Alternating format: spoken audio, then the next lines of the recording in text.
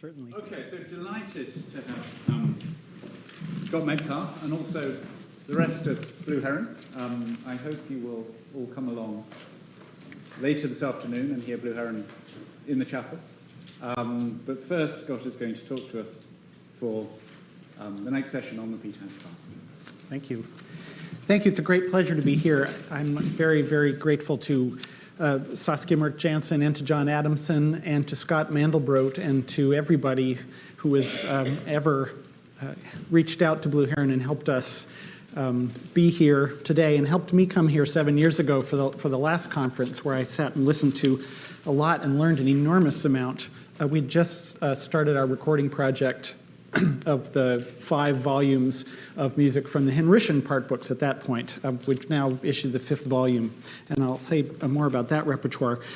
What I'd like to do today is give a sort of summary view of music, English sacred music, very summary, as represented in the Peterhouse Part Books, both Henrician and Caroline. So from the decade or so before the Reformation, right up to the decade before Civil War, and we're skipping most of the interim, actually, from the Henrician Part Books from 1540 up until the Caroline Part Books of the 1630s.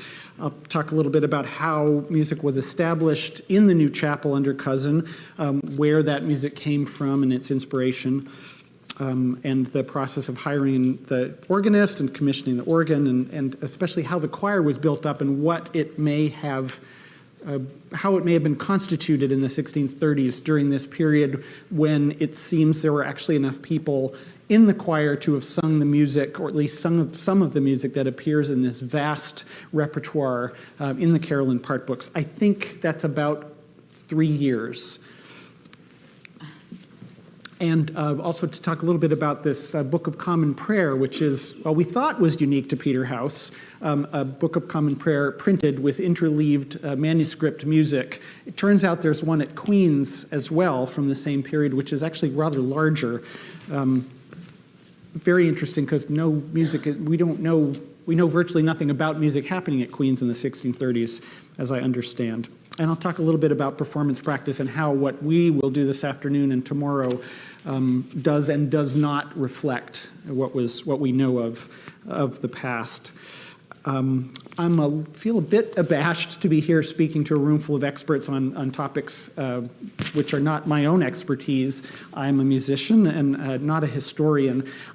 I have, however, studied something about the music here in the 1630s, but much of what I'm going to say is built on the work of others, some of whom are here, I'm happy to say, especially Nick Sandin, the world's leading expert on the Henrician Part Books and their music, and the reconstructor of the missing parts, who has enabled us to sing this music for many years, and it's available for many other people to sing as well in the future, I hope. Peter Lahure, who wrote the book for the big picture about the English Reformation. John Moorhan about the Caroline Part Books. The late Brian Crosby for everything, all things Durham. Ian Payne about Cambridge colleges in general, and I think he'll be joining us later or tomorrow. Nicholas Thistlethwaite, from whom I learned a huge amount about organs at the earlier conference, and I'm pleased that he's speaking tomorrow, which means that I'm off the hook on the organs. The first set of part books that Peterhouse owns is a set of 5 that were copied, as Nick has established, in around 1540, probably in 1540, by Thomas Bull of Magdalen College for Canterbury Cathedral. This is just after the dissolution, and Canterbury is refounded as a secular cathedral, and they, for the first time in their existence, hire a polyphonic choir, or put together a choir that can sing a 5-part polyphony. They've not had choristers there before, so now they have 10 choristers, and they hire 12 professional singing men or lay clerks, among whom we find Thomas Tallis in his first major job, and also this character Thomas Bull, who's a singer and a professional scribe at Magdalen. What they don't have, of course, in 1540 is any music, because it's been a monastic cathedral, so they haven't sung this fancy polyphony, which requires, among other things, very highly trained boys. So that they don't have a library, and they don't have Xerox machines, and they don't have a music shop down the street. So they send to Magdalen, where they apparently commission Bull to write down as quickly as he can all the repertoire that they're going to need: Masses, Magnificats, and votive antiphons. And this gives you some sense of Bull's work. There are now 4 part books, the tenor part having gone missing at some point. This is the contratenor part of a piece that I can play you a bit of. This is an antiphon, votive antiphon by Hugh Aston. Hello.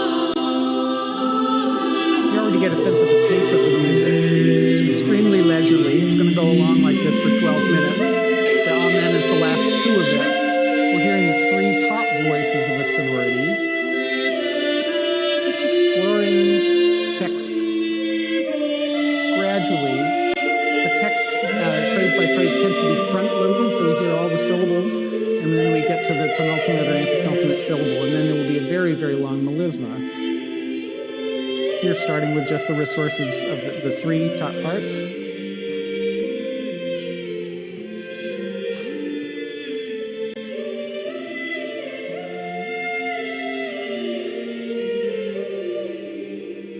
And now the 2 lower parts.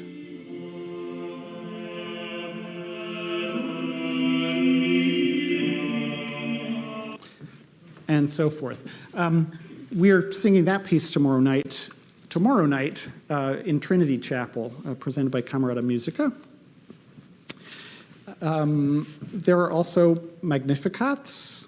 Here's one beginning of one by Robert Jones.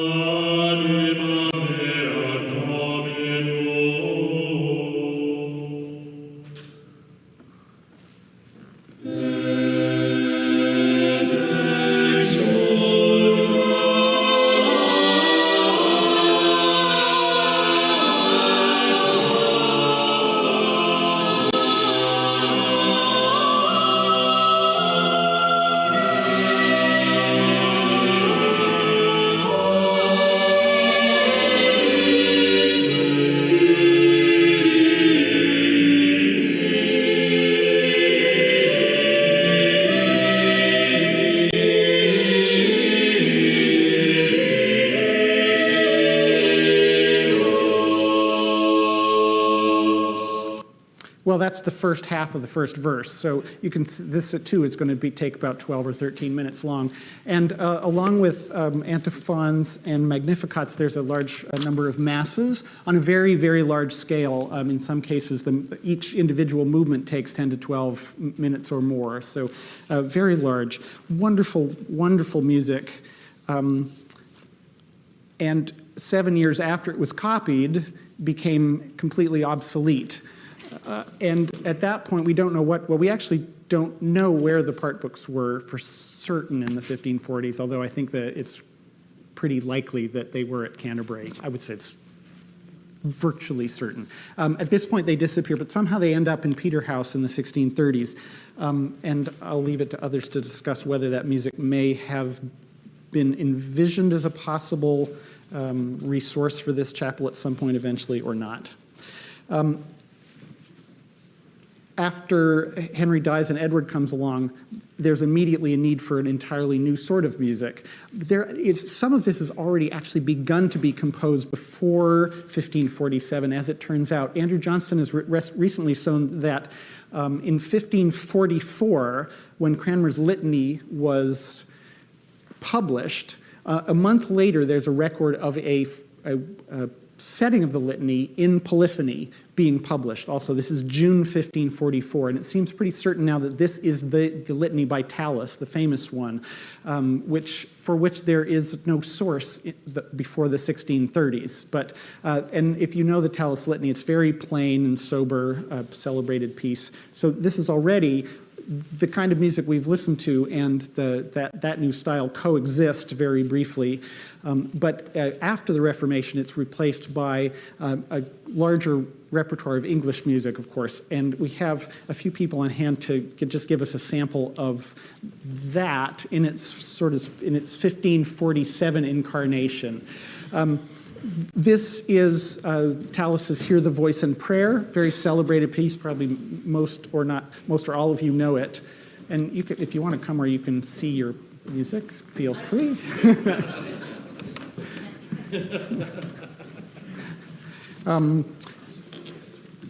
And perhaps, yeah, we could. Do you want to sing together for now, which is different?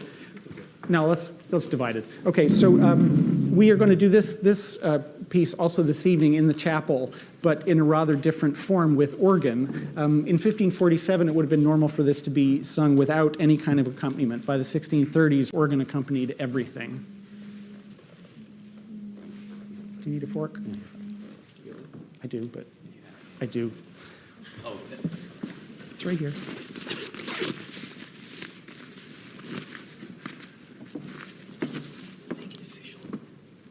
Should never leave on an overseas trip without a tuning fork in your backpack.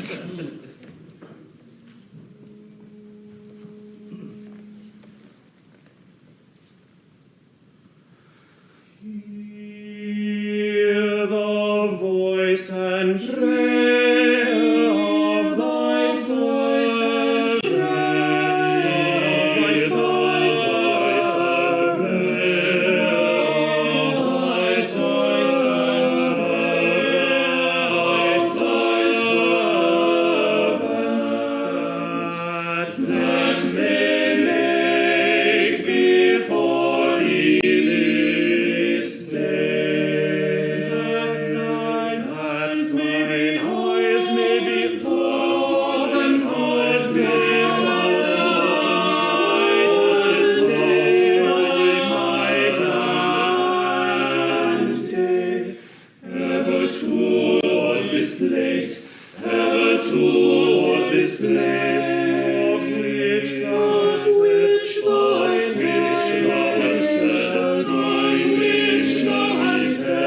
My name shall be there, my name shall be there.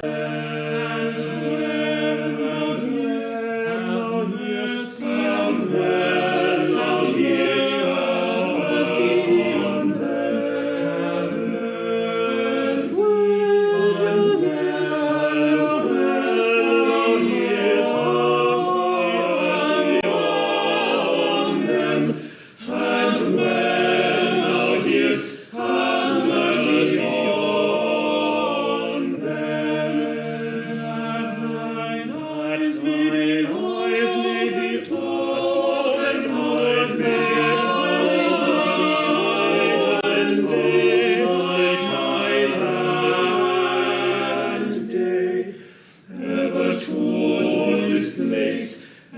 towards this place, of which my name shall be there. My name shall be there, my name shall be there. And when thou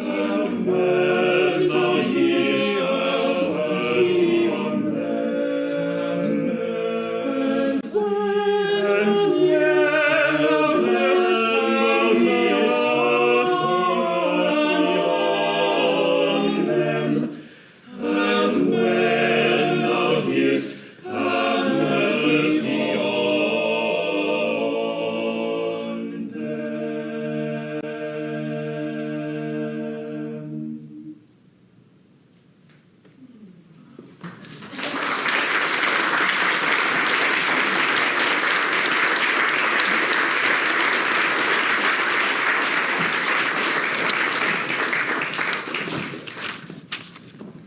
Thank you.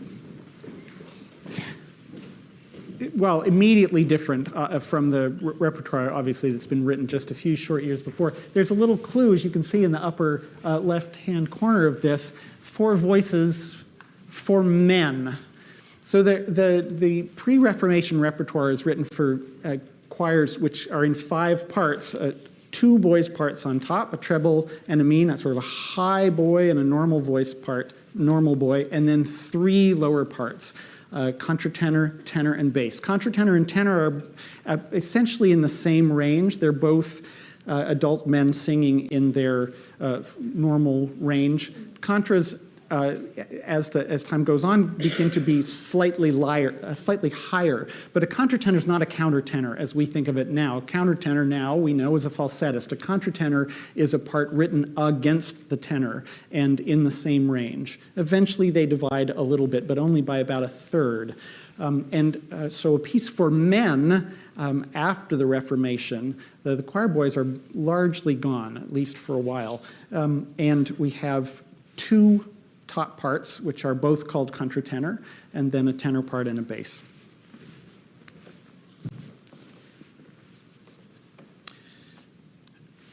Now, the Carolyn Part Books that we have now at Peterhouse, there are 2 sets. One 10-part books originally. That's nominally the 5-part music. There's a great deal of confusion in allocation from set to set, but generally 5-part music in the 10 parts of the so-called former set, and in the latter set, these are 8-part books with of the 4-part music in general. There were 18 originally. 3 of these, a number went missing, of course, in the, I suppose it's in after the 1640s or in the 1640s. 3 of these were rediscovered, as we know, behind the paneling in the Pern Library in the early 20th century. These have the original 17th century bindings, where the rest were rebound in the 19th century.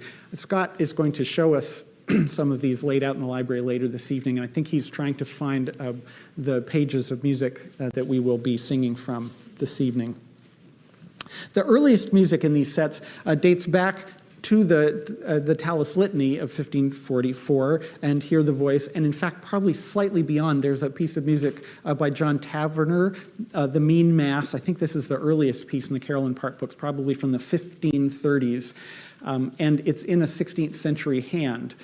So this gives us already some idea of what the difference is in these part books. If we were to continue to page through the music that we have here, we'd see quite quickly that there's a number of different formats. As we look through these books, we get stuff that looks like this. This is probably copied, I believe this is copied by Toby Brooking of Durham, a singer and copyist, in his formal style. So this very much looks like the choir books, the part books in Durham that were copied as part of a sustained project, partly directed by Cosin between the late 1620s and early 1630s. Very formal and beautiful. And then, if you keep paging through, the next thing that you'll find will be something that looks like that.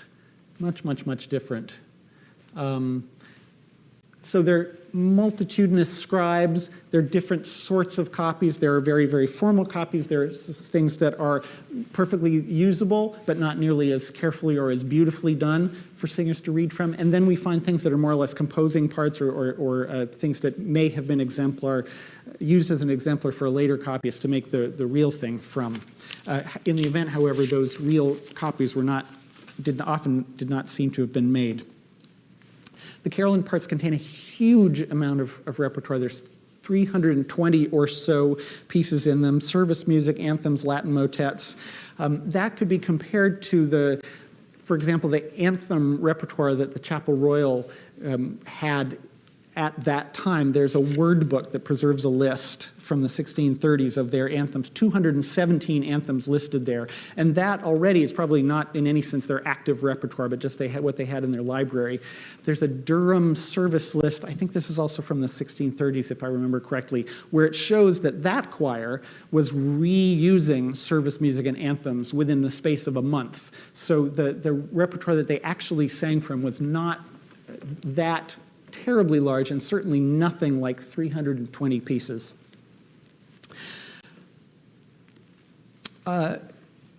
So these part books were not part books at their origin. They're a great mass of different kinds of papers and types of copies that were brought together and eventually bound in this effort to create a choir and a musical institution here at Peterhouse. What Cosin was trying to emulate probably, or at least what his experience was, is the musical institution at the Cathedral of Durham. He was appointed there in 1619 and became a prebendary in 1624.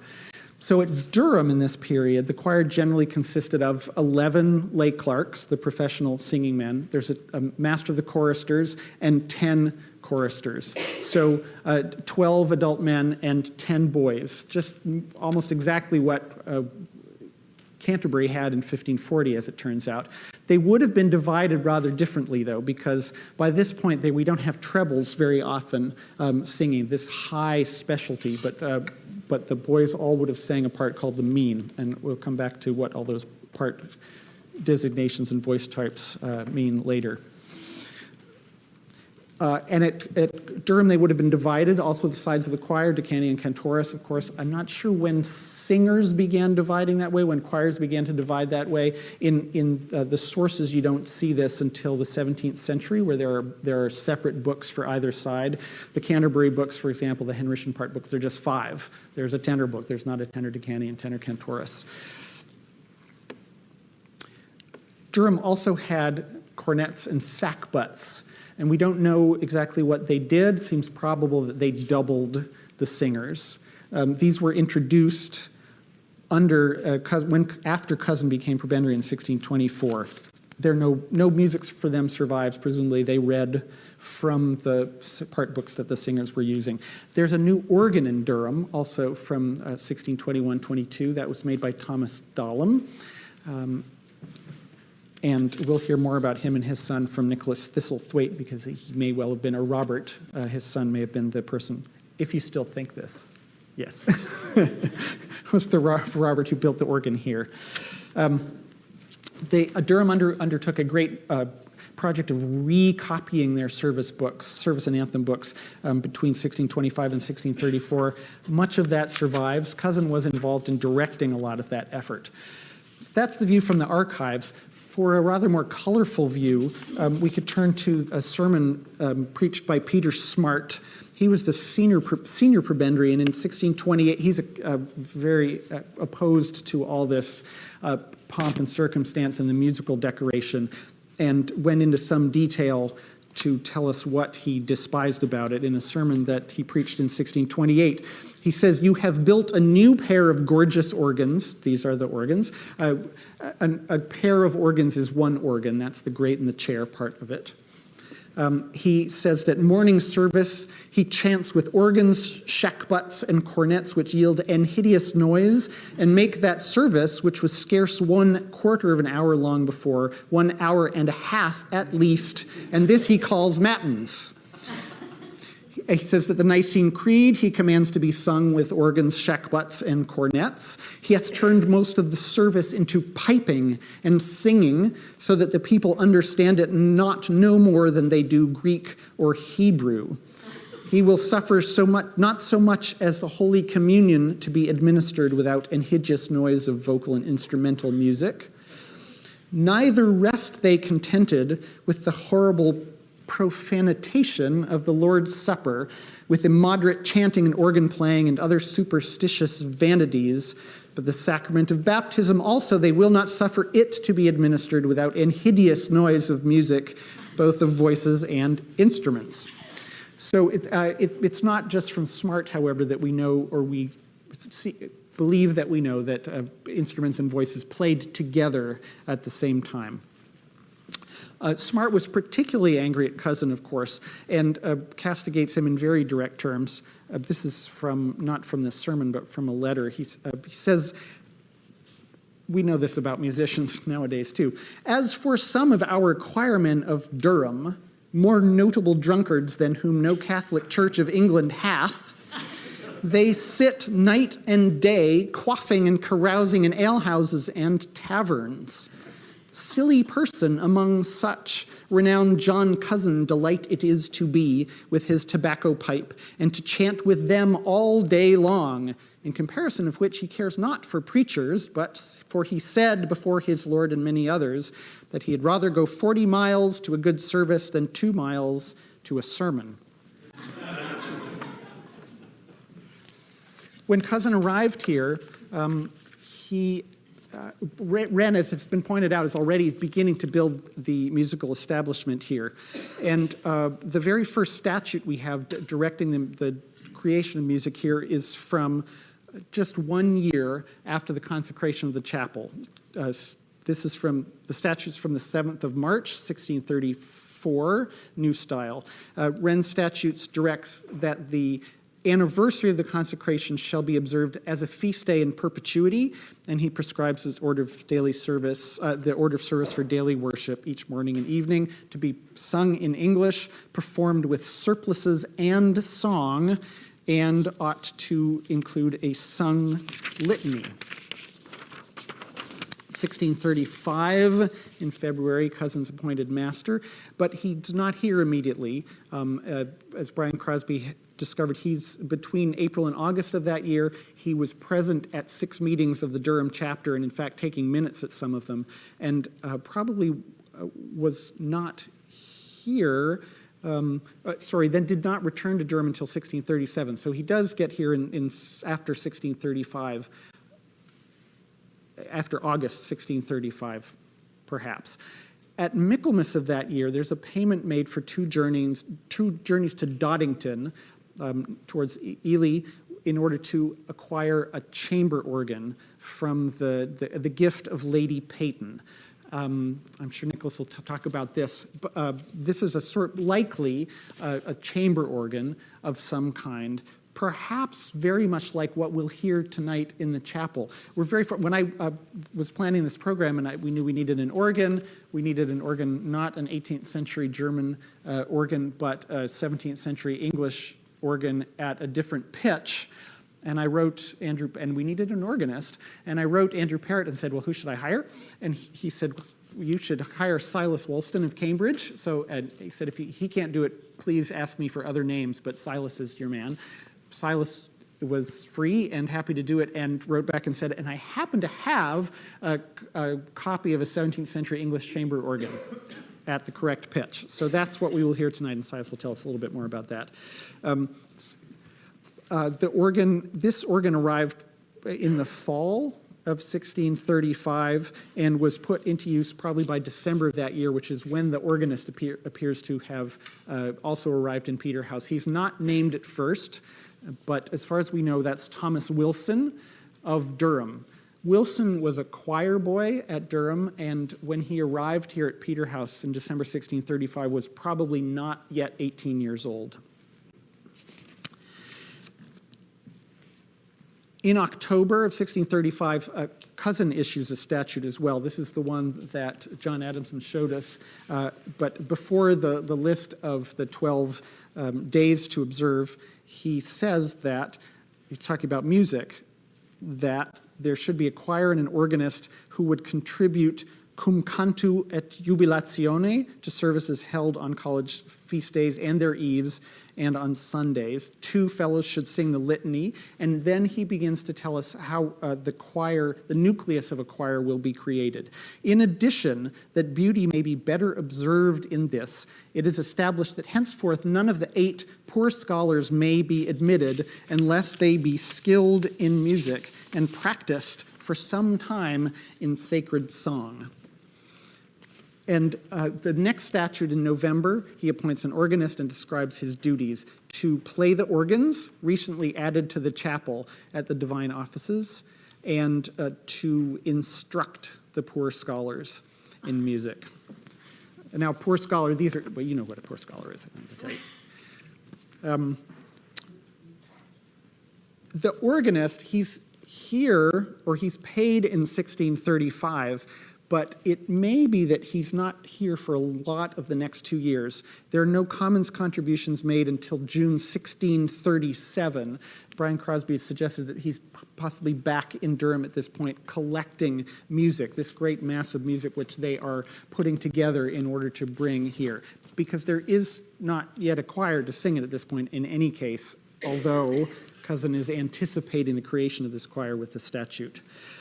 Beginning, however, that December, 1635, this is the first time that a scholar is admitted in which his musical skill is specified. This is Stephen Dixon, and he is described as being educated in music. And after this, there's the periodic admission of undergraduates who are noted in Cosin's records as being both educated both in grammar and in music. But the real, so that will account for younger singers. But we don't have adults around either to sing polyphony at this point, as far as we know. But in March of 1637, Cosin enters into an agreement with the executors of the estate of Thomas Park, and he establishes the Park Foundation. This will maintain 4 fellows and 4 scholars. Item 17 of these article of agreements requires that every of the said fellows and scholars of the new foundation shall, to the best of their endeavors, acquire to themselves so much knowledge and readiness in song as that they thereby may be able to perform their parts with others that sing divine service in the chapel. He doesn't say how they're going to acquire this knowledge and readiness, but he says they must have it. By 1637, the organist appears to be here. He makes his Commons contribution for the week ending the 8th of June, 1637. But then from October of 1637 to April 1638, again, he's not making Commons contributions and is presumably absent from Cambridge, perhaps gone back to Durham again. In the meantime, they've been using this chamber organ, but they've commissioned a new organ, which was installed by the summer of 1639 at the latest. I read and have heard. And now, by this point, 1638, we can see that there's actually enough people around that we know to be skilled enough to form a choir that could sing the music. By April 1638, there are 12 members of Peterhouse who may be associated with the choir. By the end of that year, 14, including 2 boys who are approximately 14 years old, plus 8 other undergraduates between the ages of 16 and 19, and 4 adult Park Fellows. In 1638,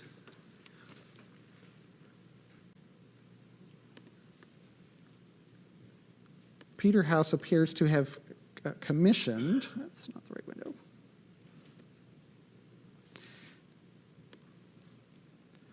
the printing of Latin prayer book. It's 24 pages of morning and evening prayer and the litany in Latin. And this was put together with a 1634 Book of Common Prayer printed in London and a few other items. And then into the middle of the Book of Common Prayer are inserted manuscript leaves of music that have the items in polyphony corresponding to what's on the opposite page for the most part, and they're placed very carefully throughout the morning and evening prayer and communion, so that you can read through the Book of Common Prayer, and when you come to the item which you wish to sing in polyphony, your choices for polyphonic setting are opposite. There's more than one choice for many parts of the service, for the Kyrie and for the Praeses and so forth. And there's only 2 of these extant. One is here at Peterhouse, and the other somehow made its way to Christ Church, Oxford. Scott Mandelbrot believes that these may have been the only two that ever existed. There may have been more, but there couldn't have been any. If there was to have been a complete set, it couldn't have consisted of any fewer than 8 books, which means 6 of them have disappeared, or even possibly 10. There's quite a lot of 5-part music in this set as well. But Scott seems to think that the most conservative interpretation is that there were 2 and there are now 2. That begs a lot of questions, however. One of them is for the medius of the decani part. That's the one that's here at Peterhouse. The other is for a contratenor on the other side of the choir. One might imagine that these were in some way the leaders. However, a medius is a boy, almost certainly, or a very young singer, and it's hard to imagine that that person was leading the service. Perhaps others can speak to how possible or likely that is. Seems not likely to me.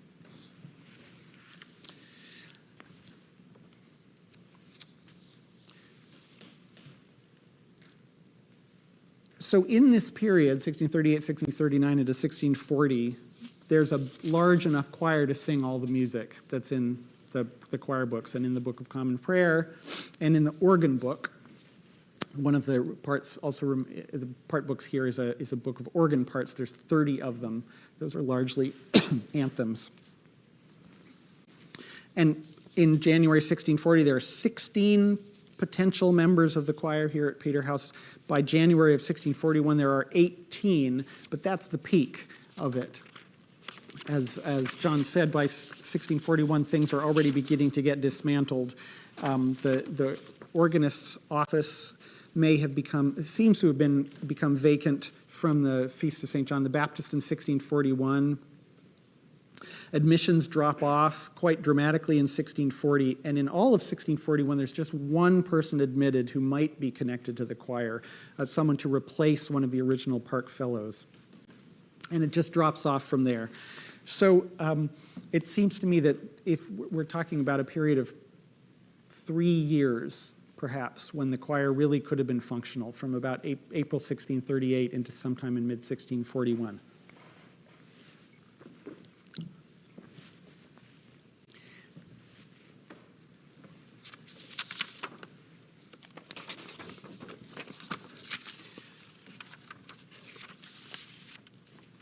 Well, I'd like to talk a little bit briefly about what the choir, how precisely it was constituted at that point.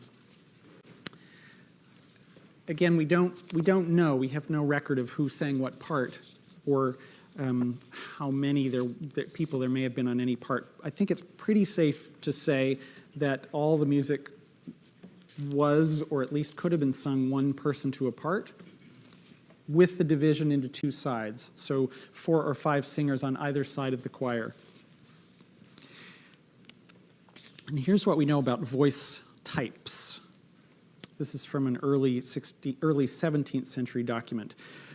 Nature has disposed all voices, both of men and children, into 5 kinds, viz. Basses, the lowest or greatest voices, tenors, being neither so low nor so great, countertenors, being less, this is wonderful, being less low and more high than tenors, of which 3 kinds all men's voices consist. So basically 2 parts, but a tenor comes in 2 flavors. And as we know from long experience with singers, in fact, no 2 singers have this. There's no such thing as a voice type, really. We have a John, we have a Richard, we have a Martin, we have a David. You know, they each come with their own individual part, but generally they sort into these ranges. Then of children's voices, there are 2 kinds, viz. Mean voices, which are higher than men's voices, and treble voices, which are the highest kind of children's voices. This is from the early 17th century, but exactly the same sort of division into 2 children's voices and 3 men's voices can be seen in documents back at the beginning of the 16th century as well. Charles Butler wrote more about this in 1636. He says that the ordinary compass of human voices is a 3-octave span from the lowest F to of the bass up to the highest F of a treble, though there are, of course, some basses that reach below and some trebles that rise above. He tells us a little more. The bass is so called because it is the basis or foundation of the song, unto which all other parts be set, and it is to be sung with a deep, full, and pleasing voice. If you've looked at Butler, you know his spelling is highly idiosyncratic, and his idea of etymology is also very personal. The tenor is so called because it was commonly in motets the ditty part or plain song, or if you will, because neither ascending to any high or strained note, nor descending very low, it continueth in one ordinary tenor of the voice, and therefore may be sung by an indifferent voice, that is to say, one that's not with neither high nor low. The countertenor or contratenor is so called because it answereth the tenor, though commonly in higher keys, in the higher clef, and therefore is fittest for a man of a sweet, shrill voice, shrill here meaning high, bright, or sonorous, which part, though it have little melody by itself, yet in harmony it hath the greatest grace, especially when it is sung with a right voice, which is too rare. This is also true today. To find men that have this high, easy high range, who are tenors, can sing well below middle C as well, but are also able to reach up to written Gs and As. They are unusual and are to be cherished when you find them. The mean is so called because it is the middling or mean high part between the countertenor, the highest part of a man, and the treble, the highest part of a boy or woman, and therefore may be sung by a mean voice.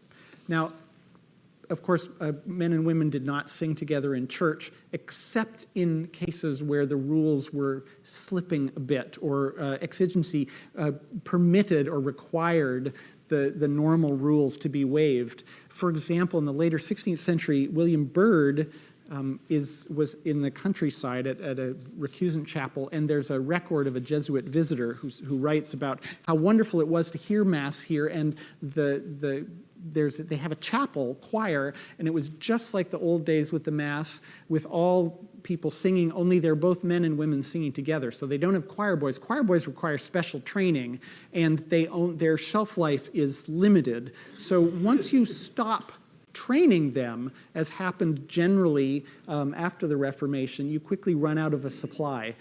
So, and of course, I don't think that there's any musician who would have chosen, let me rephrase this.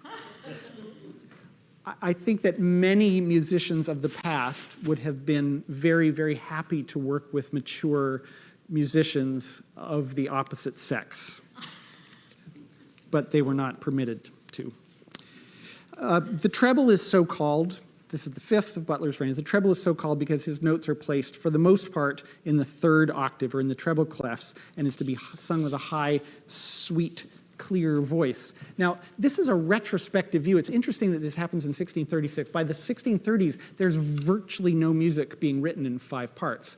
The treble voice has pretty much disappeared at this point, and what we're left with is one boy's part on top, the mean, which is being tended to be written a little bit higher. It's sort of averaging the earlier parts, and then the lower 3 parts, or 4 parts, all being sung by adult men. And contratenor parts, which have up to this point been sung by adult men as in full voice, they also begin to reach higher and higher and become more and more difficult, I think, for adult men to sing.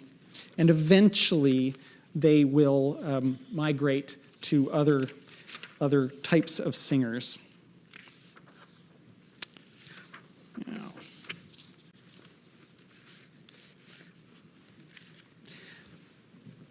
this evening, we're going to give you a little taste of what music may have happened in the choir at Peterhouse in the 1630s. And if I can find a copy of the program, oh, here we are.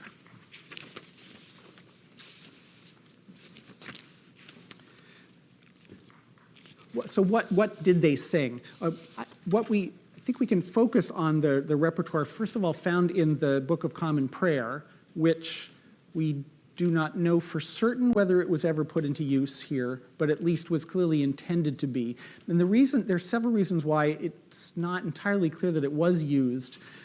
For one thing, in the set of, there's a number of Kyries, including a setting by William Mundy, but the copyist has copied the Kyrie from one service into the contratenor part and the Kyrie of another service into the medius part. So that cannot obviously ever have been used together, and there's no indication that anyone noted that there's no note that there's no correction of any kind. The Tallis Litany also appears in here, and the copyist of the contratenor part started to copy the wrong part. In fact, he was first copied in the words, but for the minister's part, not the part for the polyphony. And then he started to copy in the music that he had, which doesn't fit the words that he's just written in. And he sort of hedges his bet here and there by writing these little squiggles instead of notes over places where there's text repeats, which he doesn't expect, or he needs to get on to something else. And then finally, at some point, does realize his mistake, and at the bottom of the page is written, vide infra litanietalis. So please turn to several pages and later. But it's not crossed out or anything, as if it's too beautiful to deface the book with a line. He just tells you it's a very small script at the bottom. Turn several pages later. The repertoire here is great. It covers all of the music that might have been available. They're nationally famous composers, most of them dead by this point. Thomas Tallis died in 1585, Morley, Byrd, Gibbons, Thomas Tomkins still living at this point.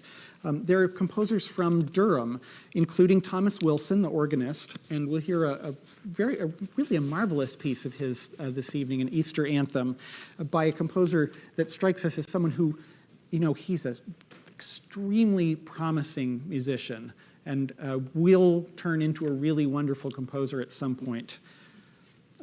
There's music by one John Foster. There's a setting of the Sursum Corda and the Sanctus, which has not been normally thought to have been set at all before the Restoration. And the sources are largely from after the Restoration. It's in the Book of Common Prayer, unascribed, but I did actually manage to find that piece exists in Durham in sources in the hand of John Foster. Now, Foster was a choir boy at Durham between 1630 and 38. So if he's writing a Sursum Corda and Sanctus, even as late as 1638, 39, 40, he couldn't have been more than 18, I think, possibly less. There's also music by other composers from Durham, William Smith, for example, who was a chorister and a lay clerk at Durham. Then there are Peterhouse composers and Cambridge composers. So when the music finally gets all brought here and compiled in some fashion, it's added to by commissions and other, I think largely commissions of Latin works. There are Latin litanies by Mall, Henry Mall, who's a local composer. And there's music by Henry Loosemore, who's at King's College. And we'll do a work of his this evening in 8 parts. This is one that's not primarily associated with Peterhouse and may have been written for his graduation exercise, but it's a really, really first-class piece. Quite a discovery, the Loosemore, I think. It sounds like Schutz, nearly. And there are other commissions. There's a piece by William Child, a morning service made for Dr. Cosin in Latin. And this piece we've also included on the program tonight. And for obvious reasons, it seems like we need to represent a piece commissioned for Cosin. William Child worked at Windsor at St. George's, didn't have anything to do with Peterhouse. I suspect that the connection is Matthew Wren, and I don't know if Wren actually commissioned it from Child for Cosin. But I'm regret to report that it is not a wonderful piece. And we're putting it in as a sort of example of more workaday music. It's not It's not terrible, and it's a Te Deum and a Jubilate. These are hard to say anyway. The Te Deum has so many, many words that to shape such a long text into a sensible structure requires a really skilled composer. Well, he didn't rise as far to the challenge as one might wish. But it's not just we that think this. John Jebb, who's the person who in the 19th century first described and cataloged the music in the carillon sets, objected to this service of Child. He says that it is difficult to believe that the gross mistakes as to quantity which exist in that service would have been tolerated by a learned society. And in fact, the setting of the Latin, I would not presume to judge what the 17th century thought was the correct setting of Latin. I think it's not ours or classical, but it seems extremely awkward. And we are going to represent exactly what he's told us to do and make the best of it. And it's not, I don't want to undersell the piece. The other thing that we'll be doing that shows a real change in performance practice, of course, they just took the music that they had and did it the way that it should have been done. You know, if they were going to do a piece by Byrd in the 1630s, they didn't, as we would now think, well, what would William Byrd have done? Their idea is, well, we have the music and we do it the way we do it, and although Byrd did not provide an organ part, by the 1630s, I think an organ part is obligatory. This is something that's not necessarily agreed upon today. I think people have said that, well, verse anthems, where the organ has an independent part, those require an organ, but full anthems, where the choir sings throughout, perhaps were done without an organ. There is some documentary suggestion, there's some evidence that suggests that was done in some places. However, at Durham, there are organ books which are full of service music. And at Peterhouse as well, you find service music in the organ book. And we are using, for the Byrd, the organ part which is in the organ book here, which just doubles the singers throughout. Although sometimes in these organ parts you see very careful avoidance of certain kinds of doubling, which will not work from a tuning point of view on the organ. The 17th century organ not having available to it all the accidentals of a modern organ. That has to do with tuning, and it's beyond the scope of this talk. I'll also say perhaps just a little bit about the pitch, performing pitch. This is something that is enormously confusing subject for musicians and specialists in music as well. We now know that God gave us A440, which is a pitch that was established in the earlier part of the 20th century in an effort to standardize things across Europe. But in the past, it's not the case. There were numerous different sorts of pitch standards. And the data is enormously complicated, but if you finally take a long step back from it, you can see that there are sort of peaks of normal pitches. The most common pitch on the continent for vocal music in the 17th century is about a semitone above 440. And England has its own pitch system, which is distinct from the continent. It's just a little bit higher. We know on the evidence again is spotty, but there are some surviving organ pipes which can be measured, and from this we think we understand that the pitch was a little bit higher than a semitone above 440. So that's the pitch we're using tonight, or rather, we're going to use the continental equivalent because we are so used to our modern grid, which is at semitones. You know, we can sing at 440, or we can sing a semitone below, it's 415. We can sing a semitone above, 466. These are in hertz. But if you try to adjust in between those poles, it's very, very, very difficult for our ears. This is much more of a problem in a cappella music. We've actually tried a pitch a little north of 466 for an entire CD worth of a cappella music on the scale of the Henrician stuff, where the music is 12, 15 minutes or longer. There's an antiphon which is actually 24 minutes long. So if you're going to sing from start to finish a piece that long without any reference to any pitch other than your own voice, you need to be really certain that you know what that pitch is. And doing that at a pitch just higher than what we would normally do is extremely taxing, and I think not worth the effort in the end. The difference is pretty slight, but the difference of a semitone going up from 440 to 466, that makes quite a substantial and, I'd say, a very positive difference. So that's where we are. I'm happy that Silas has an organ that easily goes to 466. It's a common 17th century pitch. And on that note, I think I'll close and invite you to the concert at 6, where we will set up in a way that may resemble what they did. We don't know where the organ was in the chapel in the 17th century, but it was probably at the west end. It was probably elevated in some sort of loft or gallery. And the singers perhaps were in the stalls facing each other. And again, we just really do not know at all. But that's what we're going to do this evening. We've put Silas's organ down towards the west end. We'll have the singers in the middle, in the front of the middle stalls. Thank you.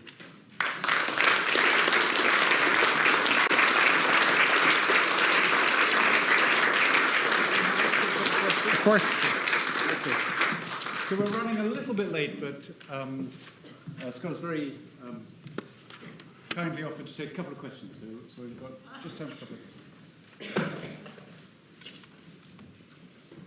I think you're perhaps trying to be dismissive of the musical prowess of the monastic cathedral of Canterbury. Now, it's perfectly true that the high noon of monastic liturgical polyphony is the 14th century. But I think there's considerable evidence that most of the larger monasteries, the monastic houses, right up until the Reformation, were capable of singing polyphony. I mean, it's difficult to account for a work like the Albanus Mass by Fairfax, which is a big, hairy-chested 5-part piece. Can only have been written for St Albans.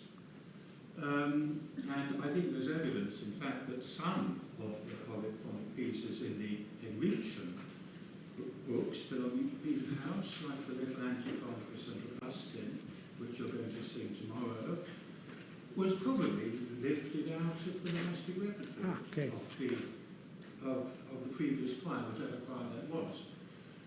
So I think there was some space for continuity there. I think there's also perhaps more space between the more technically exploratory works in the Peterhouse Henrician repertory in a more concise, syllabic, more clearly balanced, symmetrical discourse kind of style works like the Tavern Mater Christi, or the Tallis Mass on Salvi and Temerata, his own votive antiphon, which of course is in the Part Books, copied in the Part Books twice, presumably once from a Magdalen copy, and then again at Canterbury, and the poor copyist, poor old Tom Bull, copied the whole thing out twice and before realising what he's done. So you don't have to foresee a musical revolution happening in the reign of Edward VI. It's simply an adaptation of a style that was already in the air.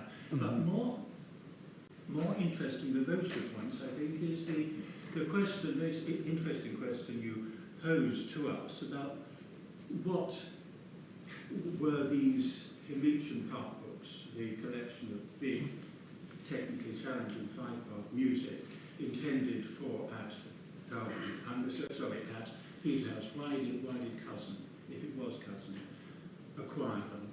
What were they for? And this actually harks back to what the first speaker this afternoon was saying about the echoes of what was happening in the English pre-Reformation liturgy and its environment, were their efforts to recreate, at least in sympathy or in some sort of symbolic form, this in the design and the construction and usage of the chapel. I think Cosin may well have had the ambition to perform some of that English pre-Reformation repertory, because the ecclesiastical policy of Lord and Cosin was sort of beauty of holiness straight in your face. So it would be the kind of challenging gesture that he would make. Whether they could actually do it, of course, is another matter, given what you told us about the fairly shaky state of the choir all the way through. It's not just a matter of the number of vocal parts, it's a matter of how hard the music is. But at least pieces like the little Ave Maria setting by Robert Hunt, which you're performing tomorrow, I believe, as well, aren't you?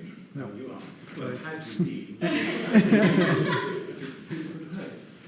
They could have got their tonsils around that, I should think. But perhaps some of the larger masses. Perhaps so the technical requirements are so much. It's the treble and mean question. If the boys, the 2, 3, 4 people here who may not have yet had broken voices, who are singing the top parts here, you would need 2 sections of them, and some of them have to sing a good fourth higher in a sustained way than any. And it's also a question of stamina. Mm. You know, if you're used to singing a mass setting that lasts 40 minutes, that's okay. But if you're not, good to you. I think we should stop there. But thank you very much. Thank you, Scott. Thank you. And we look forward to 6 o'clock this evening, and then, as you heard, tomorrow in Trinity under the Camerata Music at Band. Thank you. So thanks.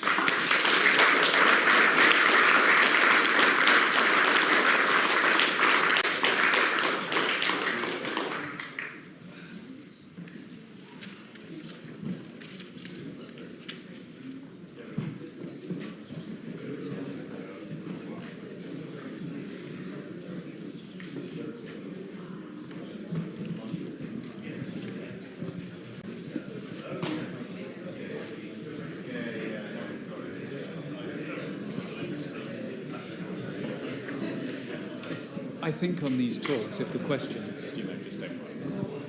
That's probably going to. I mean, I think for the roundtables we'll try and be. So I should get this microphone to. We'll see.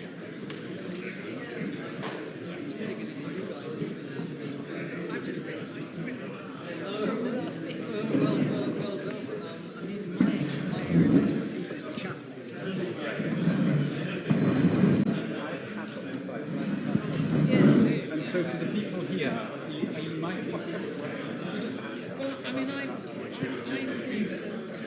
to talk about the issues that we have been discussing.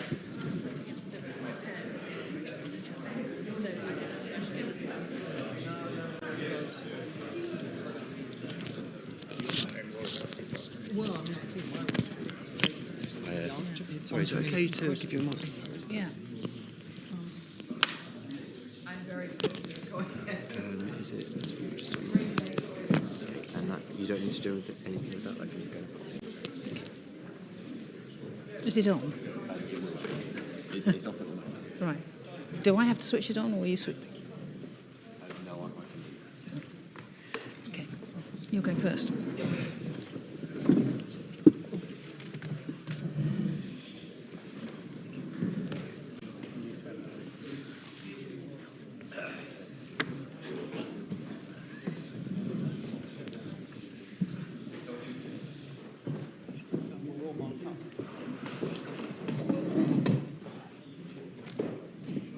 Do you want to sit on the end?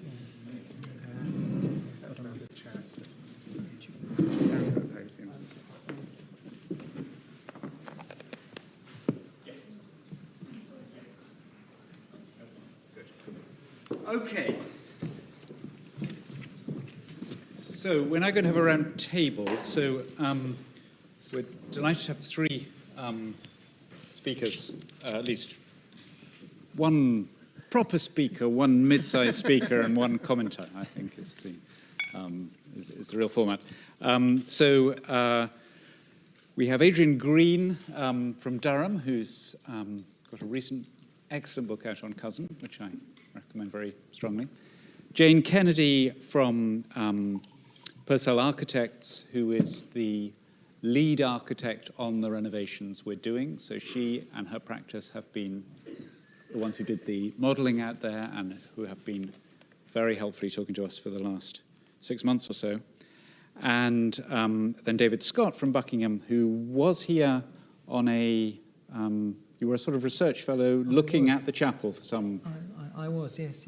Through the generosity of Mark Slater and the inspiration of John Adamson, yes. I produced an article that's going to be published shortly in Scott Metcalfe's 2-volume masterpiece on the chapel and Part Books. Yes, excellent. Okay, good. So we're going to start with Adrian, who's going to...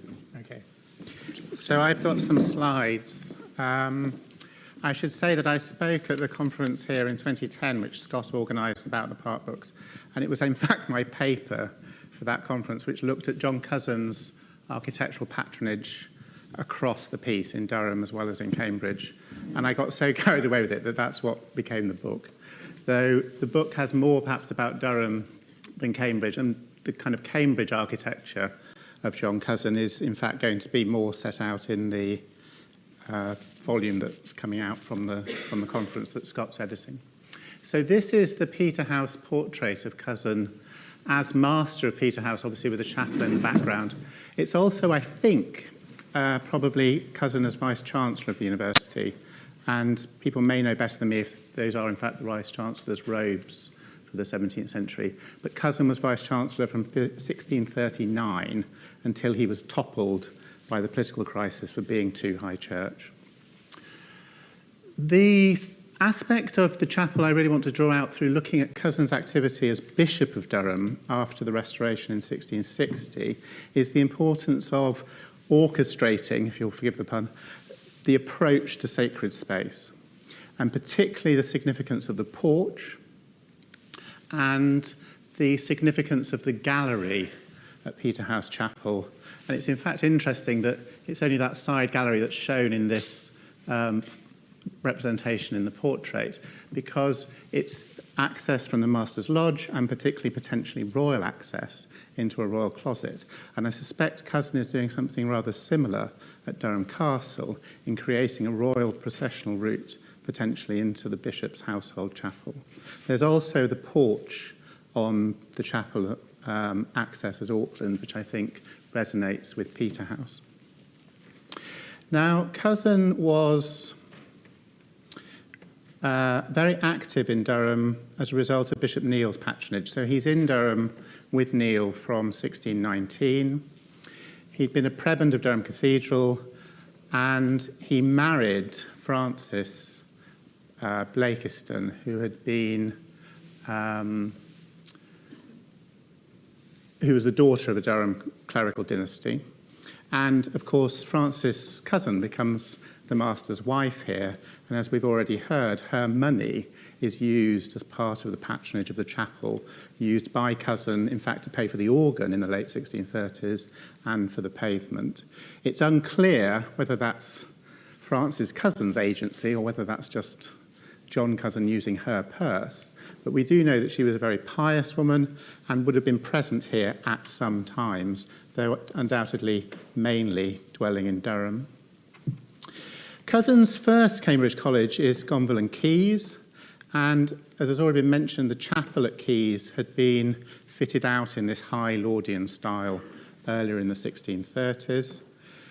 This monument in the chapel to Dr. Caius, Cosin would have known as an undergraduate and as a junior fellow, and I rather wonder whether Caius, as a scholarly patron of architecture, who created the famous gates at Caius, the Gate of Humility that's gone so meek we don't have a picture of it, the Gate of Virtue between the two courts, and then the Gate of Honour on exit.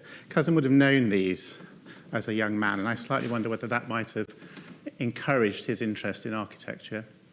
Just to mention very briefly, when he was Vice-Chancellor, Cosin had a scheme to create a library and Senate House between this Gate of Honour, King's Chapel and the University Church. And it was never built because they never raised enough money before the Civil War. And in fact, the current Senate House realises just a portion of that scheme 2 generations later by Hawksmoor in the early 18th century, Hawksmoor and Gibbs.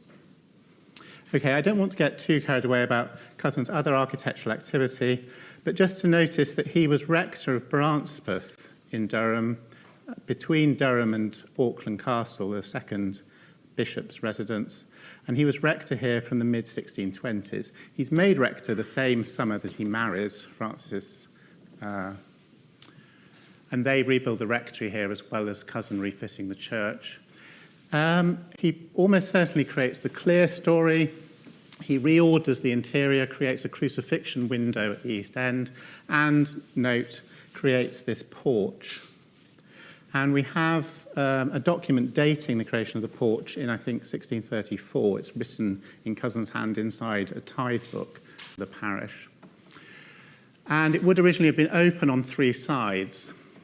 And it's a very important element in this business of moving from the outdoors, from the profane world, towards sacred space. And a lot of the people involved with Cosin, Wren, Lord and so forth, who wrote treatises in the 1630s advocating how the form of worship should be set out, they often emphasise this business of the porch as being part of this movement through a series of spaces towards God's presence at the altar. This draws on Serlio for the classical elements. There's also a green man motif on just above the electric light, actually. Which is probably significant that this is in a parish context, and the green man motif, which is again a pre-Reformation English tradition, but here it's in a parochial context, not a high learned context. This is the screen Cosin installs at Brancepeth, probably completed in 1638, and you can see beyond the screen into the chancel and this very ornate ceiling that Cosin had carved. And the fittings of Brancepeth Church are, again, emphatically about continuity with pre-Reformation English tradition. The thing I like most, well, 2 things I like most about this screen. One is that the shafts here to the gate, oh, sorry, the cursor shows on the screen. Anyway, those column shafts, those very slender shafts to either side of the gate into the sanctuary, they are carved with the lozenge pattern that echoes the nave of Durham Cathedral. And the parallel screen installed at Sedgefield Parish Church has the other motif. One has lozenge, one has chevron. And this is emphatically relating these parish churches to their cathedral. The other thing, from a Cambridge perspective, is that this screen is installed in 1638. Cosin, as Vice-Chancellor, installs a screen in Great St Mary, very controversially, in 1639, which almost certainly resembles this screen, which is earlier at Durham very closely. And the Cambridge screen was defaced and later removed. In Brancepeth, the parish seems happy to go along with, and interestingly, Brancepeth is not subject to iconoclasm in the mid-17th century, though all those fittings were later lost in a fire. Okay, just to mention, Cosin went into exile during the interregnum. He was, in fact, chaplain to the Queen in the Louvre. His books, most of them remained at Peterhouse. He comes back at the Restoration in 1660 and is made Bishop of Durham. And he does a great deal at Durham, which I won't go into, except to emphasise what he does with the bishop's chapels. So this is the great court of Durham Castle. Cosin is responsible for creating the porch, the hall in the 1660s, encasing the buttresses in a manner very, very closely comparable to the buttresses on Peterhouse Chapel. He creates a great stair that links the 2 ranges, and he also reorders the chapel, which is at the end of the long gallery and can be accessed by that stair turret on the far right. So the chapel is actually there on the right, going in towards the mound of the keep. in this 18th century view. So there's the Bishop's Chapel. There is a stair turret leading from the court. There's a long gallery which had been built on in the 16th century by Bishop Tunstall. And then there's Cosin's great stair that links the two ranges. What I'm most interested in this context of emphasising the approach to sacred space is how that long gallery stair functions in relation to the chapel. So this is a plan of the castle from the 1790s. There's the Bishop's Chapel. There are two ways of accessing that chapel. One is directly from the court up that staircase. The other is to have been taken through the Great Hall, through this receiving parlour, up Cosin's great staircase, and then to go along this long gallery. And there are gates at either end controlling access to that gallery. Anyone familiar with Durham Castle today will know that there was a great Norman door case, which today is open to that gallery, if you can make it out. There's that stair to the court projecting out between the chapel and the gallery. As we come along, there's an opening in the wall. That was closed, possibly by Cosin, certainly in Cosin's time. It wasn't reopened till later, which means that that gallery provides access directly and only to the chapel. And if you can see, there were screens and gates between the stair, well, at either end of the gallery. So that's Durham. Cosin also installed the screen within the chapel, creating an antechapel, and he had, I think, an organ in Castle Chapel in the 1660s as well. The chapel actually wasn't quite as long as it is there. It was extended by the next bishop, Bishop Crewe. The second episcopal palace at Durham is Auckland, shown here in drawings by Gregory King, made in 1665.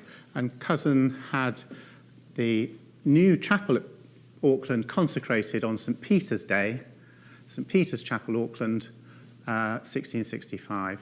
And if you can make out, there's the town of Auckland, there is the palace, and the chapel is silhouette to the right. Originally two ranges, dogleg ranges, like other episcopal palaces, such as Durham Castle. Originally two banqueting hall ranges, and this aisled hall was remade into a chapel for Cosin in the 1660s. The resemblance to Peterhouse Chapel is very strong, as is the resemblance, in fact, to King's Chapel standing behind both of them. But what I would point out in particular is the porch and the role of the porch in ordering space as people approach sacred space.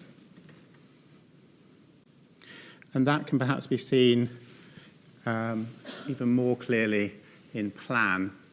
So that porch, in fact, gives access both to the chapel and to the hall range of the Bishop's Palace.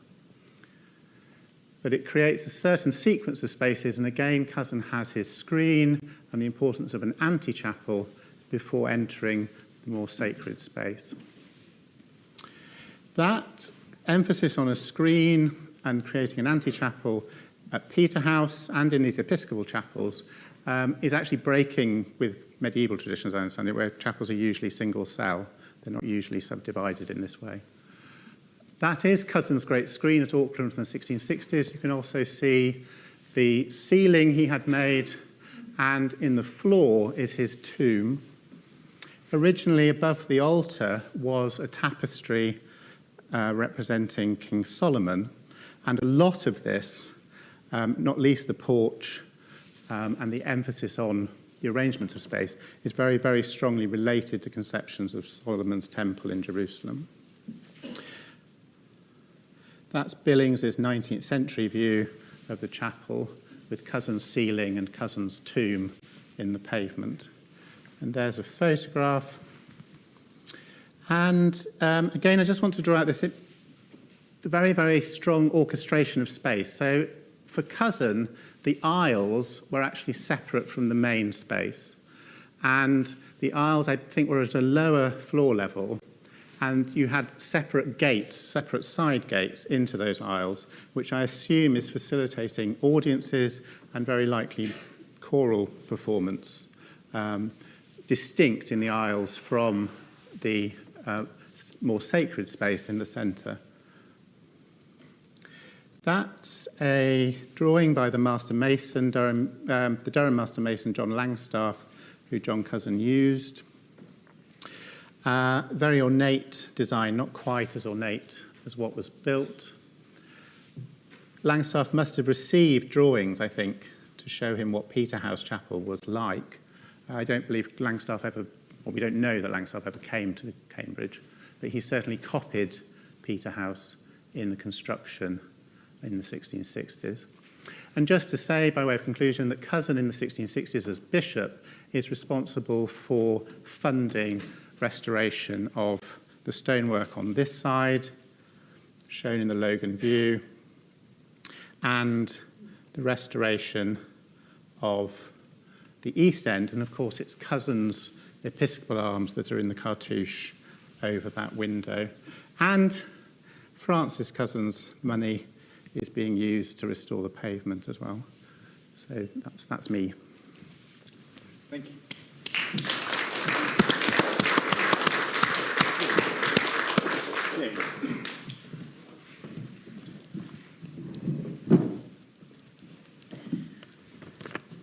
Thank you. I'm going to be quite brief, but I thought I would tell you about the sorts of ideas for the chapel that we've been discussing since I was appointed a little less than a year ago, I think.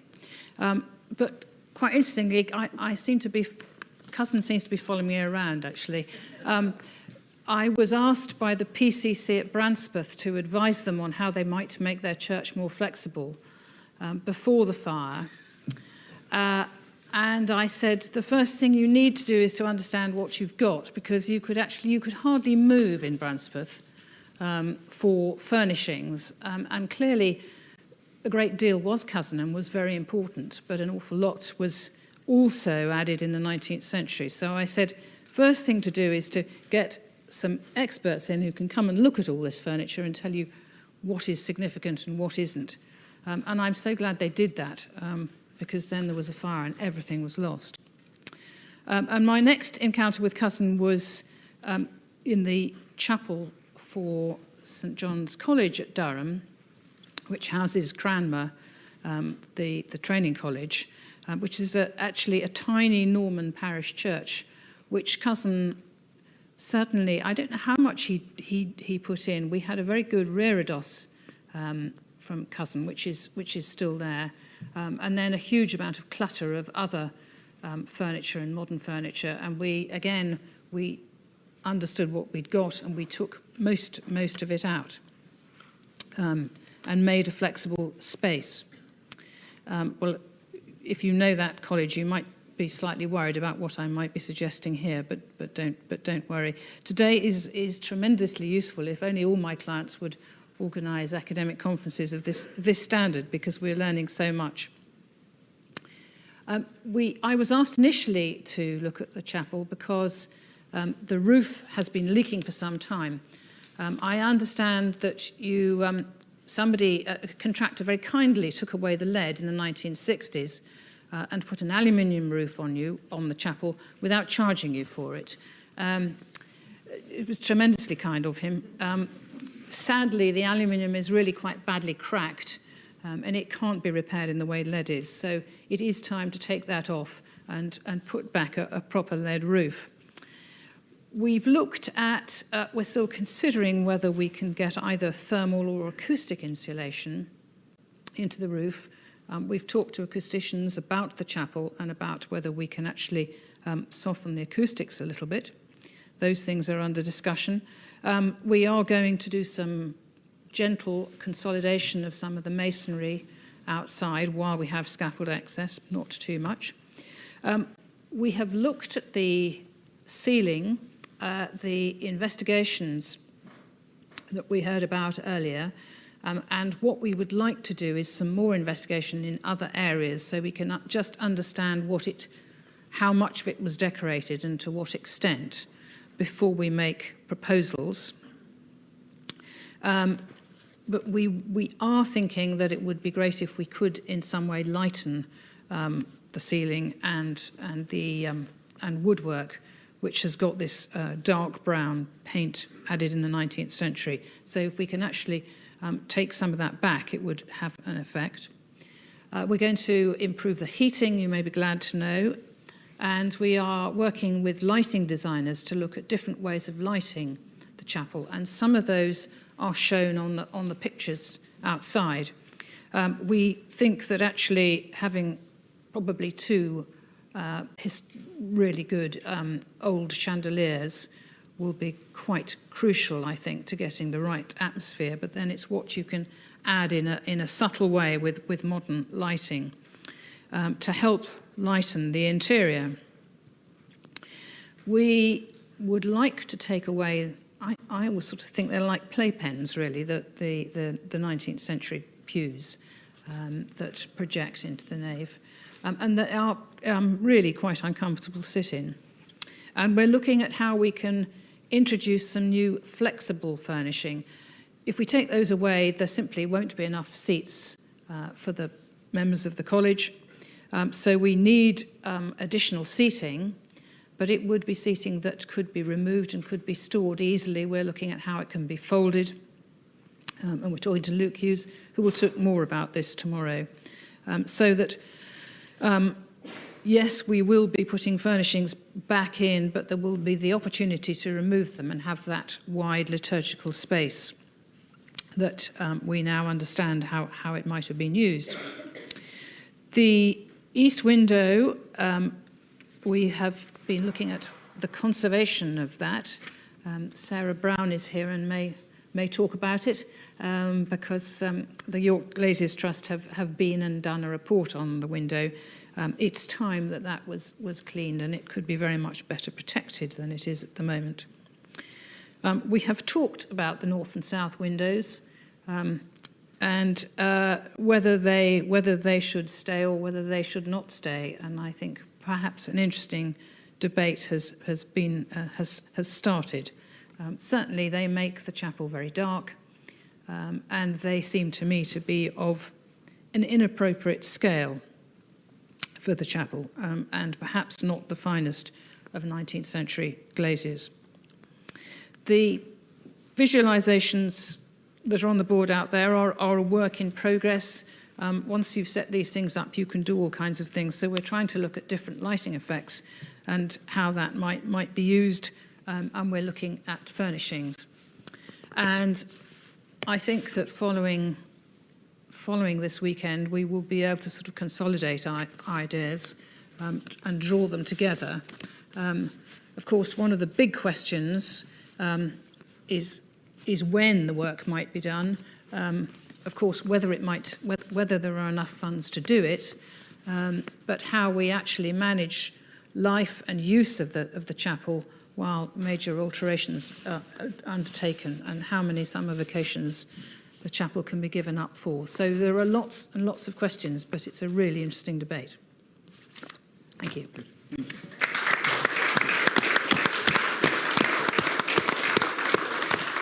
David, do you want to say anything? Do you want to start discussion? Well, yes, I suppose, thank you very much for those two great papers.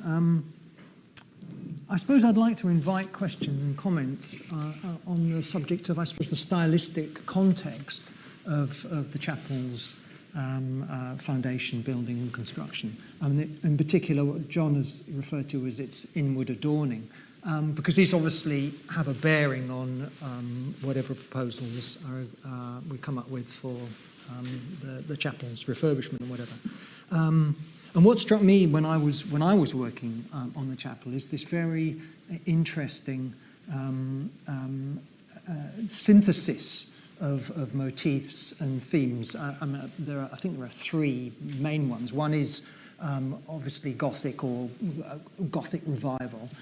One is in a more obviously classical strain, and one might be described as if you like, Mannerist strap work or something like that. But these three kind of motifs, themes, come together very fruitfully and wonderfully and uniquely almost in Peterhouse, in the chapel. But it's the provenance of that synthesis that I suppose that interested me, and I never felt I really got to the bottom of it. And obviously, there's the two main streams, I think, if you like, are Wren and Cosin. But again, a question that I always mused about and never really got very far with did they come to this synthesis, this Laudian, or I suppose a better term might be Wrenian synthesis? Did they come to it by the same route, at the same time, from the same sources of inspiration? Or did they arrive at it at slightly different, in slightly different ways? And so I suppose I'd like to kind of invite comments from the speakers and from the audience as to their knowledge of Cosin's, the influences upon Cosin, his chapels, his church work, also Wren. And John, obviously, you're much more of an expert on this than I am. But my sense of it is, and John, you might contradict me here, that Cosin's strengths, his interests, were much more in terms of woodwork, the ceiling, screens. Obviously, there isn't a chancel screen in the chapel, and the more mannerist, if you like, elements in the chapel, particularly those big Baroque frames and the paintings by Luthyhuis. They always struck me. My sense of it was that that's more of a Wrenian, Crashaw influence. So not only do we see, if you like, a Wrenian synthesis present in the chapel, I think there might also be a process of a synthesis of Cosin's and Wren's ideas and their various hangers-on and what have you. So there's two processes of synthesis at work, and I think these need to be, if you like, untangled and unpacked, I think, perhaps before we can kind of proceed a bit more confidently with kind of restoration work. But I throw this open for discussion. Shall we go to the floor, or did you have something? I'll just make one remark about the Gothic and the classical. The Gothic is clearly seen as, obviously, in relation to pre-Reformation English tradition, and the strength of English carving comes through very strongly in that. The classical elements, I think, all these churchmen, you'd see it in Oxford colleges as well. The classical is very modern, isn't it? I mean, that's the association, I think, in a way, is that this is what we might call avant-garde. This is in relation to modern Italian use of classical. That's how I would see it. But it's not, if you like, classical in line with the latest Jesuit-inspired designs on the continent. It's a scaled down, toned down version, and it's kind of full of, if you like, idiosyncrasies and impurities. It's sometimes difficult to see where the Gothic ends and the classical begins. And then there are also these wonderful, strange kind of, I would describe them as mannerist, but this Jacobean strap work, which seems to be almost a third distinguishing and unique stream that's been added to this synthesis, or you may prefer to see it as a hybrid of Gothic and Classic, I don't know. But untangling those sources of inspiration seems to me to be an important task, I think. The further dimension is the role of the craftsman, isn't it? We never quite know how strong things like the mannerist elements might be coming through from craftsmen rather than as opposed to Wren or Cosin. And also, I think Crashaw's influence, I think, is very. John, again, you've done more work on this than I have, but I suspect some of the more modern elements, particularly pictorial elements in the chapel, the paintings by Luthyhuis, the frames and things like that. I would sense that Crashaw's influence is much stronger there. I don't see much of that kind of those kind of motifs that in Cosin's oeuvre, as it were. I bow to your greater knowledge on this, but I mean, in any of his churches, do you get these big Baroque frames with depictions of the life of Christ? Is that something he would? I know he has experience. Doesn't he put up the east window in Durham? Isn't? Yes, with probably Dean Hunt. Yeah. And do we know what that looked like? Is there? I don't think so. No, the crucifixion window. I don't think so. Right. Okay. All right, I'm going to open it. We're being recorded, so A, I warn you of that. B, it means you need a microphone if you are to succeed in this. So. Thank you very much. One of the interesting questions, I think, arising from what you've just said is to what extent particular threads in this sort of stylistic eclecticism are associated with a particular view of churchmanship. I mean, you know, you have Jacobean strap work somewhere like Croscombe in Somerset, St John's, Leeds. I'm not sure what date that is. That's the 30s, definitely. I mean, does that imply a sympathy with avant-garde conformism? Is it other elements that have come in, obviously particularly figurative work, that upset the ultra-Protestants?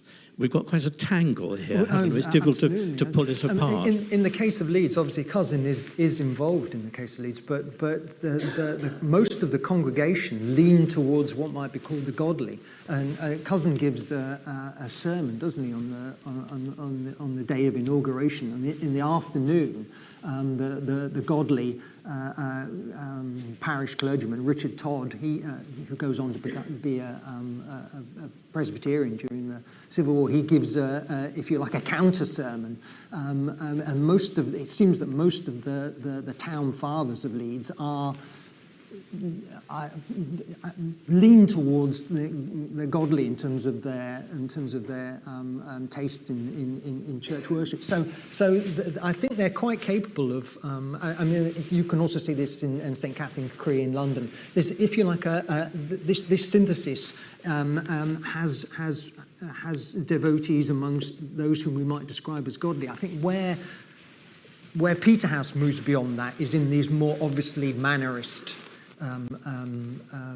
kind of themes, and the big wall paintings with the big, you know, the Baroque carving and the cartouches. I don't think that. Again, I have to defer to John on this, but I don't think that's present in places like Leeds or St Catherine Cree or even chapels that Williams has been involved with. So there is some overlap, but I think that certainly in the case of Peterhouse, it moves beyond into a definitely Wrenian register where even the godly can't follow, I don't think.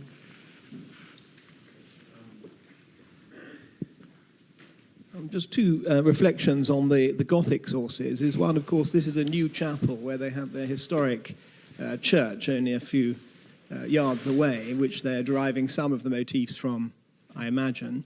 I also have myself a theory that it's also reflecting the fame of King's as a great royal associated great building of Cambridge.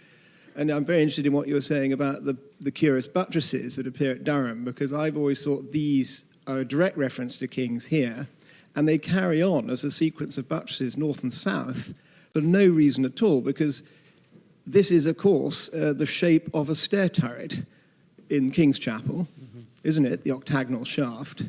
And so to repeat it in its sort of octagonal form down the side buttresses is really extraordinary piece of stylistic making up. But also the east facing outwards from the college, you know, has a sort of echo of the, I mean, I know it's a later arrangement that we see now, but, you know, the prominence of that east face into the city, I think, is also significant. So that's just two of the things they're playing with in terms of looking back to the Gothic. And I think the eclecticism you referred to is an opportunity to reflect both tradition and modernity in the same building, modernity being represented by the classical. So there's just two thoughts for you.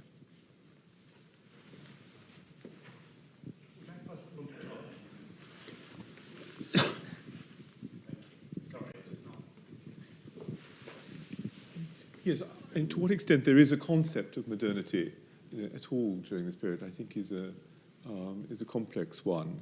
I have to say that I'm very sceptical about two things which are pervasive in the historiography of the architecture and the devotional life of this period. One is that there is anything such as a Laudian aesthetic. An enormous amount of nonsense has been written about this subject, trying to tie up particular architectural forms with particular confessional allegiances. I really do think this is a hiding to nothing. If you look at what is being done architecturally and in terms of chapel building, this so-called Laudian movement is actually behind what is happening in the work of major Calvinist patrons. And if Peterhouse is a response to any particular architectural stimulus, it's the completion in 1624 of the new chapel of Exeter College, Oxford, which is paid for by George Davenant, and like this, has an anniversary that relates to the 1623 Spanish match. It's consecrated in October 1624 to celebrate the fact that we haven't entered Europe, that we have remained a Protestant state without a Spanish marriage, and it's consecrated on the day of Charles I's return, the anniversary, the first anniversary. Again, if you look at Lincoln's Inn, the chapel of 1622-3, it, like the Exeter Chapel, is Gothic in style. If you look at the side windows and buttresses of either of these, they're both Calvinist patrons, but there is nothing particularly distinctive that differentiates them from what is going on here. Likewise, if you're trying to tie up classical themes or advances in, say, Flemish painting, most of the windows that Lincoln's Inn Chapel installs, like those at Lincoln College Chapel, are from ditto Wadham, are from absolutely perfectly orthodox Jesuit sources paid for by Calvinist patrons. And to assert there is some sort of stylistic link-up that can be made to theology, I think is profoundly misleading. And it takes us off the scent of the really important thing, which is how these buildings are being used. How are they organizing liturgical space? How are they defining relations between the sacred and the secular? And what sort of liturgy are they doing? Are they performing? One of the reasons why I think Lord, Cosin, and Wren, all of them very different in their theological positions within that movement, are so emphatic on identifying architecturally their linkages and their heritage, their ancestry with the pre-Reformation past, is because what they are doing in those churches is profoundly Tridentine, profoundly Roman in its outward appearance.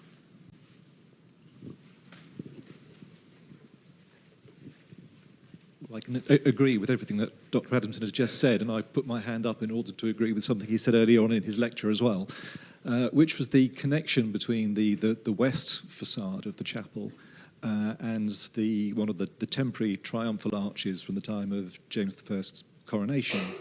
And I think one of the interesting things there is not so much a choice of a particular style, but using the triumphal arch trope as a means of displaying certain types of iconography. So it's less a question of is this a Laudian style or a non-Laudian style, as you say, but more making a statement that here is an architectural structure on which I'm going to hang certain metaphors and display certain types of iconography in order to convey a message. And I suspect that's what's intended by the cartouches, the niches, some of the carved work in the lost porch and so on. That, I think, is more important than the mannerist oddities of the shape of the facade, east and west. And as far as mannerism of the period goes, it's actually quite restrained, I think.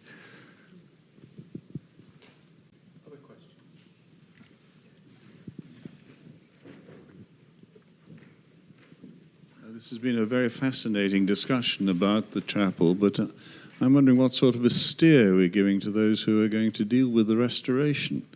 Is the aim to restore the chapel to what it was, to its original concept, or are we going to look to the current users of the chapel, the undergraduates, and ask them what they think and how they would like to see it? And all sorts of issues arise, like taking out the Munich windows and replacing them with what's much more approximate to the 1630 windows that were there originally. So I'd just be interested as to what sort of a steer the lady from the restoration group is getting from this discussion. Okay, that's a good point to come back to the panel. So Jane, do you want to? Well, the question I'd like to ask everyone is, would you like us to take it back to a particular date? In other places, I've been doing a lot of work at Stowe House, and when we started, we took a particular date when we said the house was finished, and we would try and do everything to that date. Is that appropriate here? And would it fit with the liturgy of the chapel if we went back to, presumably, I don't know, John, when Cosin finished? Well, work stops really at the beginning of 1641, by which point a great deal of what had been intended to be put into the chapel has been completed. So really the only thing on a major scale that is missing is the completion of the windows and the sides, of which only one is installed. Hmm. Can I say as a layman, I would put the spab version. I'd like to see the history of the living place, continued, you know. I don't like everything being wiped out of all succeeding eras myself. That's really the issue I'm making. I mean, if you go back to 1630 or 1641 or whatever it is, you're creating a sort of museum rather than a working church. And I do think that an awful lot of thought has to be given as to that is what you want. I mean, one example is Roundtable, where they have recently got 2004 completed works in Randall College Chapel, but they've taken it back to how it was essentially in the 18th century, retaining 9th century glass in that case. But really, because these chapels, the focus of choir music and that sort of evensong liturgy, which is so distinctive to the chapel tradition, is served very well in that more open. They've taken away a set of pews essentially, and put the altar back to the level it was. In that case. See, if you're going to a 1640, what are you doing with a 1760 modern organ? The building lives and grows. It really shouldn't be kept monastic. I mean, so I should have introduced myself at the beginning of this. I realised I never did. My name's Richard Holton, and I got into doing this because I'm chairing the Buildings, Fabric and Garden Committee, so to some extent I'm involved in it. I mean, just to say something very quickly from that perspective, I don't think anybody thinks there's a question of going back exactly to how things were. All this is a question of balance, and it's a question of whether the balance, I mean, of course it would be in some ways bizarre, I think, to go back to one point a long way back. It's equally bizarre to think that things should stop in 1918, or in fact, if we look for the last things done, 1940, probably the last significant change. That's an equally arbitrary date. So I think, seeing such history there is consistent with thinking that the balance can be refigured. Scott, you wanted to? Well, the extreme act of restoration, of course, is to demolish the chapel and go back to having services for Peterhouse in Little St Mary's Church, which was, after all, good enough for the college for its first 350 years of its existence, and I'm sure would be welcomed now. I mean, in terms of this particular debate, I mean, clearly, whatever we decide about the history of the chapel in the 17th century, the purpose of the changes that were wrought there was to create something that was vital and new for the current period in which people were living. And that is a lesson which should also be applied to the continuation of the Peterhouse Chapel in the modern era as well. It shouldn't certainly become a form of museum or a form of pastiche. I think John is absolutely right, and these are welcome comments, when he points out that identifying a clear ideology behind much of the building is extremely difficult, or indeed an ideology behind much similar building, which just happens to be done in the universities in the 1620s and 30s for all sorts of reasons. I would like us to think more and harder about the role of craftsmen and about the role of craftsmen who might actually not be particularly well educated or particularly wide in their range of reference. I'm struck from reading Adrian's new book, which is a wonderful exploration of Cosin's work, particularly in Durham, by the similarities actually between the sorts of craftsmen who Cosin is using, including the extent to which they have emigre ancestors and the kinds of sources that they're using, the similarity between the craftsmen that Cosin is using in Durham and the craftsmen which Wren and Cosin were using here. And that makes me a little bit anxious about imposing large-scale programs of ideology on what is being done here. We don't actually know what any of these people really thought they were doing with this chapel. We also don't know who was supervising the works on a day-to-day basis or what forms of instruction were being given to craftsmen. And finally, with reference to restoration, as Scott Metcalfe's comments about the bringing together of the long-term plan to bring together, but a choral foundation to operate a new kind of liturgy. And there is certainly some evidence for that, and of Cosin's, and to some extent Wren's interest in that, in building this chapel. The astonishing thing is that really it's ready to go at the point that the curtain falls. There isn't that much length of practice that is a result of this. It's a vision that we have to treat with all the care that John has treated it and with all the caveats that John has also put on that. But it's not necessarily something which generates a stable innovation or long-term form of practice which should be guiding us in thinking about what we do in the future.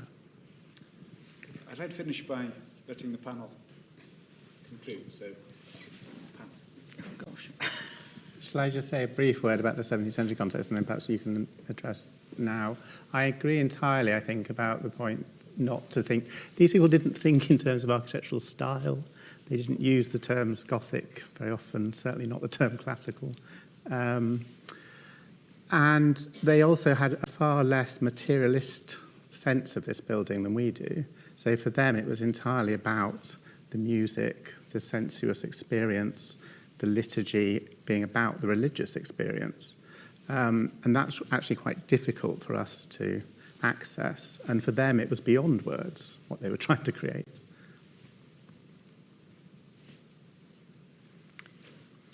Yeah, okay. I think that the missing bit we haven't really talked about is the sort of future liturgical life of the chapel in the college. And we have had quite a lot of conversations with the Dean about its role. And there are lots and lots of challenges there, I think, that perhaps we could move on to at some point.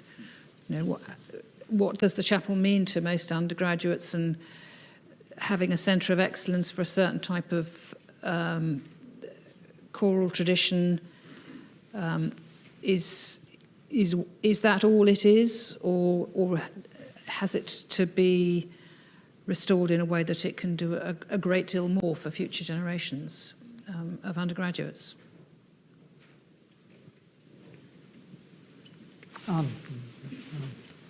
Okay, let's stop there. Let's thank our panel very much indeed, and I think